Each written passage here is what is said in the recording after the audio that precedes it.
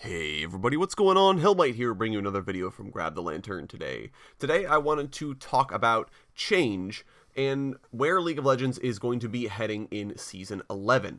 Now, I think it's fair to say that League of Legends is no spring chicken anymore. We are finishing off Season 10. That is 10 full years that League of Legends has been around, and that is outliving quite a few games. Even if you consider lots of single-player games that have come out in that time that just haven't had longevity, lots of other multiplayer online games, I can think of more than a few that either never had their opportunity in the sun or which it is long since passed, and they're just sort of, yeah, it's a game that still exists and still around. But League of Legends has sort of exceeded expectations in that regard, and it's still hanging around. And I think there's a general sentiment from especially a lot of veteran players and a lot of the more venerable members of League of Legends that the game is going, or has gone, depending on your point of view, downhill. And I think that's not necessarily a unfair thing to say, given some of the weird things that have gone on. We have weird social media experiments happening with Seraphine that are kind of showing that KDA is way more important than cohesive champion narratives. We have new champion designs that are pushing the boundaries of the game. Aphelios, for example, not really having a traditional QWER and instead having this weird, super hard to balance kit with 5 different guns. We have a bunch of new games that Riot could be focusing on instead of working on League of Legends as much as they used to. And we have plenty of old mainstays of the community like Dyrus and I'm a Cutie Pie, who I think it's fair to say are finally moving on for good. I don't think it's likely that they will ever come back to League of Legends in the same way that they used to, or create content for it in the same way that they used to. And there are a lot of players now that I'm realizing are sort of stepping away from the limelight and stepping away from content creation. Obviously, Donkey's been out of the game for a while, but even thinking back to long time ago with players like Vanderil, who used to be making content all the time, or CivHD, and lots of these older names, just aren't there anymore. And even some of the more recent ones are starting to step away and not do League of Legends anymore. And it doesn't necessarily, it's not a weird thing to see that happen. Nothing lasts forever, least of all, people playing League of Legends and people creating content for League of Legends. So, at a certain point, yeah, things were going to change. And heck, even Bjergsen finally retired this year. That alone makes it the end of an era. That guy has been synonymous with NALCS for so long that for him to no longer be playing the game, that is a big turning point, I think, for League of Legends as a whole. But is League really going downhill? I think the clear answer is that, of course, it's not. People are really just expressing dissatisfaction with how League of Legends is changing rather than saying that League of Legends is actually going downhill, because I don't think that it's fair to say that League is going downhill. I think it's a lot more fair to say League is changing, and I'm maybe not a fan of that. And that's fair, because players, as a general rule of thumb, dislike change. We like knowing exactly how things work. We like knowing how a champion performs, what to build in every game, what jungle paths to take, where champions get played.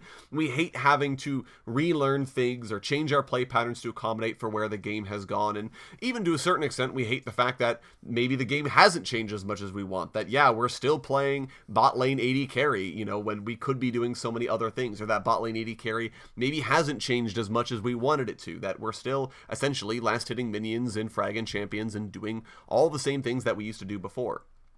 But, like Kha'Zix would maybe say, change is good. The absence of change isn't really stability, instead it's entropy. Dead games are the only games that stay the same. Living games are the ones that do at least have small amounts of change and small amounts of things that happen. Even single-player experiences nowadays, they get DLC, they get patches, they get additional content added to them. Sure, sometimes it's paid, but at least it means that someone is attempting to add things to the game, to change the game, to see where things are at in that game. And that's a good thing.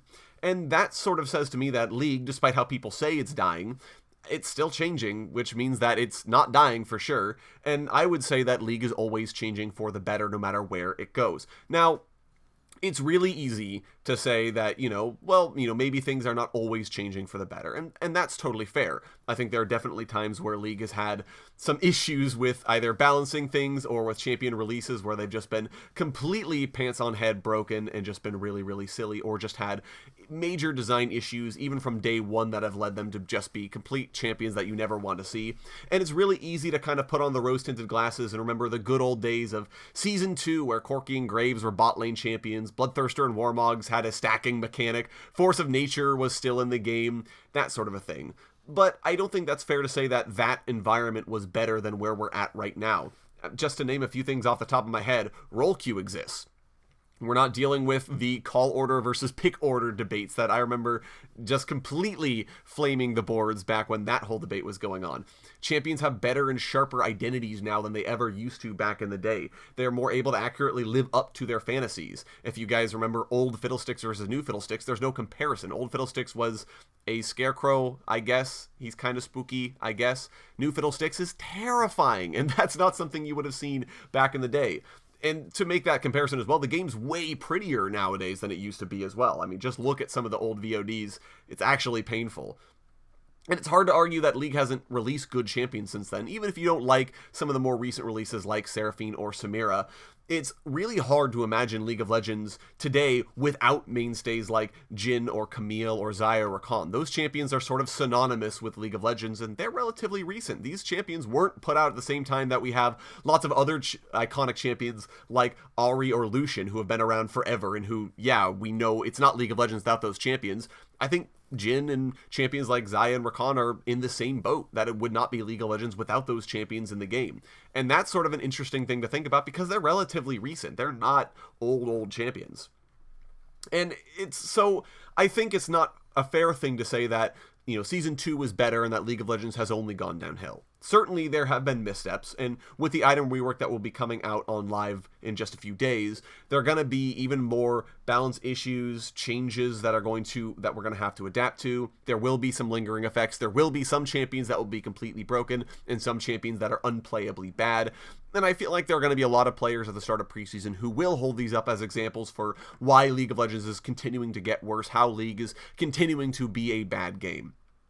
But I think the fact of the matter is that League is always changing. It is always trying to get better. And I do think that at the end of the day, the item rework will be held up as a good thing rather than a bad thing. In the same way that I feel like Runes Reforged had a net positive impact on the game rather than a net negative one, despite what a lot of people may say about that particular change and that particular aspect of the game. Some people are still like, wow, Runes Reforged was the most unbalanceable change in the game. But I think that there are a lot of good things that came out of it, and I feel like the same thing with item rework. There will be a lot of things that the item rework will do poorly, but I think that there are also going to be a lot of things that it's going to help fix. There are going to be a lot of things it does better, and in general, I'm really excited to see where it's actually going to go. So, if anything, I think Season 11 for League of Legends, the sort of second decade of this game, is going to be really interesting to watch, and I really can't wait to see where it is going to go. But let me know what you guys are thinking of any of this down in the comment section below. If you guys really think League of Legends has been doing nothing but going downhill, or anything you'd like to see Riot do in this second decade of the game. I'd love to hear your guys' thoughts down in the comments. Go ahead and let me know what you guys are excited for, or what you guys are maybe a little scared of.